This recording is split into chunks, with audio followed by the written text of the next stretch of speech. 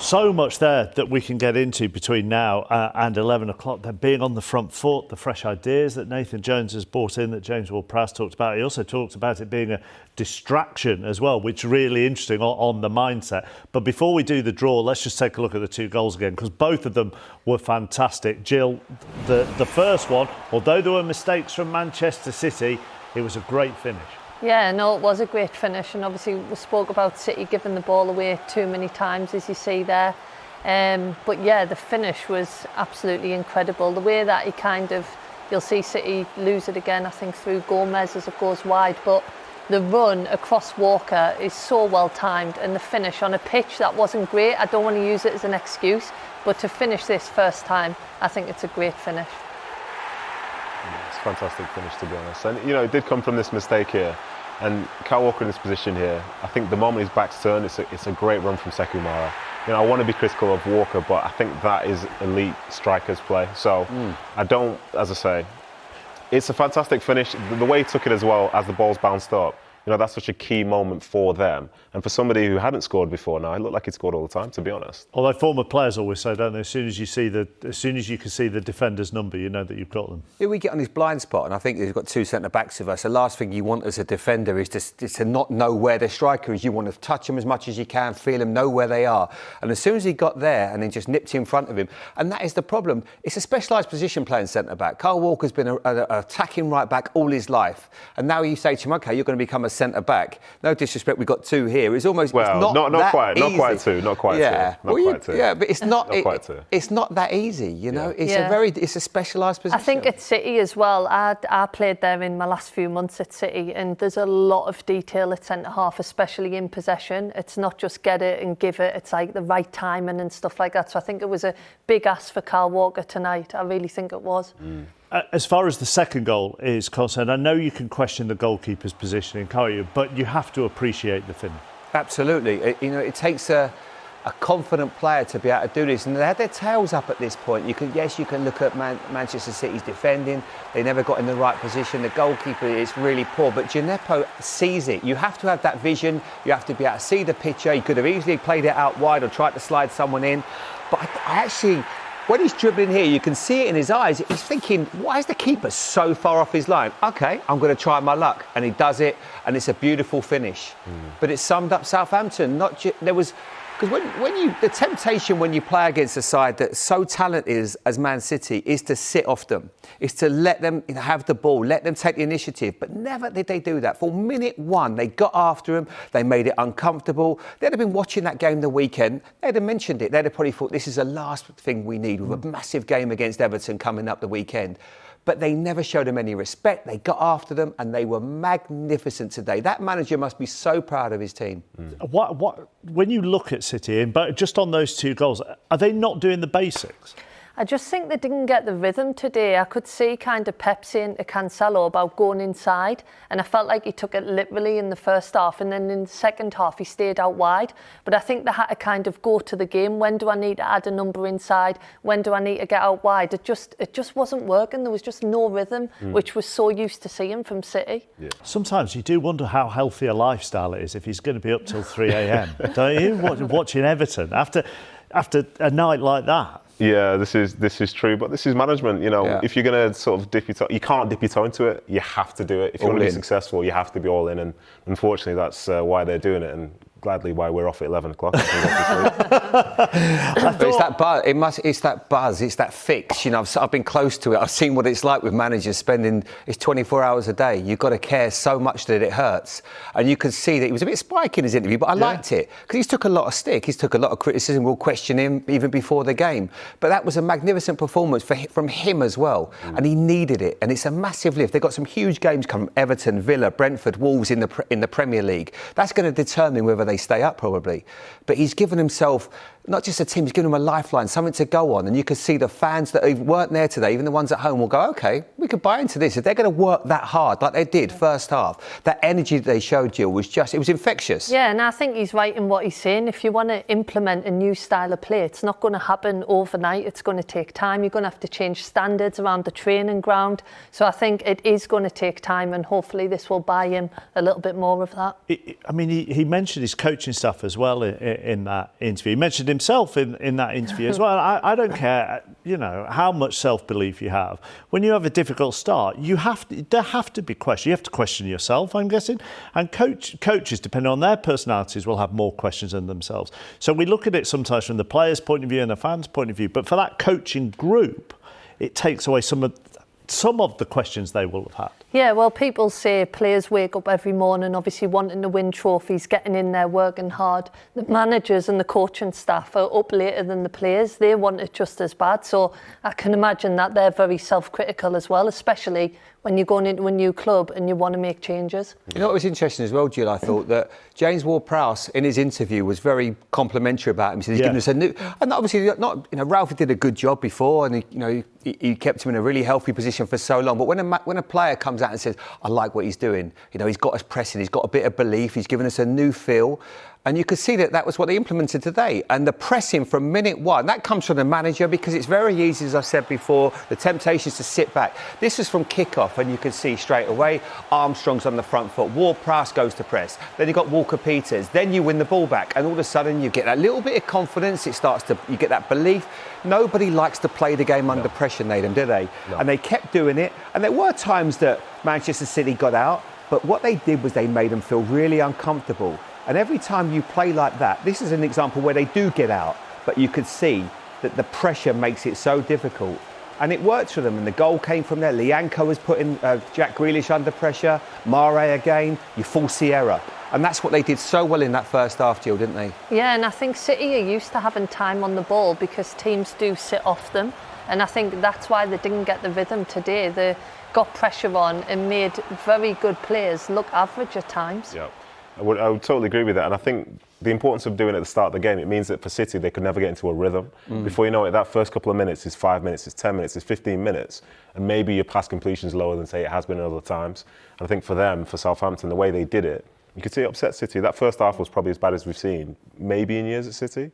But you have to learn that, don't you? I mean, that isn't just go out there, be on the front foot and close them down. Yeah. You have to learn that. You have to know your trigger point, know who goes, when they go, whether you follow. Yeah, and if one goes in isolation, it doesn't work. If one goes thinking, I'm going to go and win this ball back, and they arrive half a second too late, then the next one does, you're just going to get popped. And City are usually very good at this press, but I think Southampton played them at the one game today. Absolutely. Just one final question on that, which is, again, the contrast between Nathan Jones and James Ward-Prowse in the interviews. Nathan Jones said, the cup ties have been successful tonight. Crystal Palace, it's been against Premier League sides. But James Ward-Prowse used the phrase, they're a distraction in a good way. So even though it is Premier League sides, there's a different mentality to the game. Yeah, there definitely is. I think sometimes the weight of 3 points and having to look at a Premier League table can really affect you, especially when you're not getting tons of points. But for them, and I can see it from a player perspective, you've won 2 games. You've literally won 2 games. Your league position might still be the same, but now you've got the confidence going into that next game, which is a big game against Everton. Well, he said that, didn't he, with the derby on the horizon. That's not an easy one to take.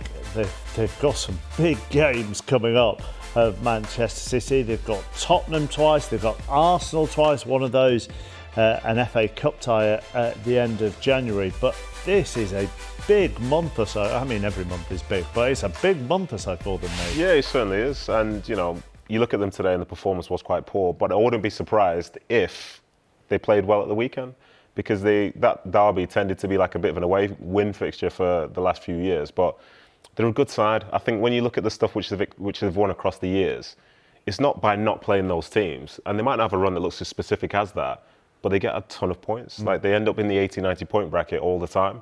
And they know that there are big games that always come in there, and they tend to do quite well in them. Obviously, they don't seem like the same City right now, but for as much as the fixtures do look very, very tough, well, how about the perception of the opposition as well? Spurs have to play Man City twice, Arsenal have to play Man City, and who knows how the season's going to go at that point. But do you think the perception of the opposition changes at all after tonight? No, I don't think so. I don't think City will have any problems. I think this was just a bad day at the office. For me, they play the best football in the league. Watch them against Chelsea at home at the weekend, and I think they'll be completely fine. I think it literally was just a bad day at the office. Well, they're going to bring Haaland, Rodri, De Bruyne back in. They're nice problems to have. But what it's done in a way is a lot of the players that maybe were complaining, like Cancelo's been off it since he's come back from the World Cup, and you can see that he's just not, he doesn't seem a happy player right now. The players that were complaining about not playing, they can't say anything now. They had the opportunity today, it didn't work. Now he's going to bring back the big guns for the weekend. But it's one of those where probably the last game I think you'd want is United away, though. I think United at home, I think you'd be looking forward to that. With United away, you've only got a couple of days to turn it around. That's going to be a really tough fixture for them. You're happy with that? No. And just for the record, I've got tons of United friends who are watching me right now to listen to what I say next. Well, this will be interesting then. United are in a great spot. They're in an absolutely fantastic spot, and the confidence will be very, very high. It seems like they're in the best spot they've been in for years. Mm-hmm. And the game itself will be one whereby they'll probably be more of a protagonist than, say, other times gone by.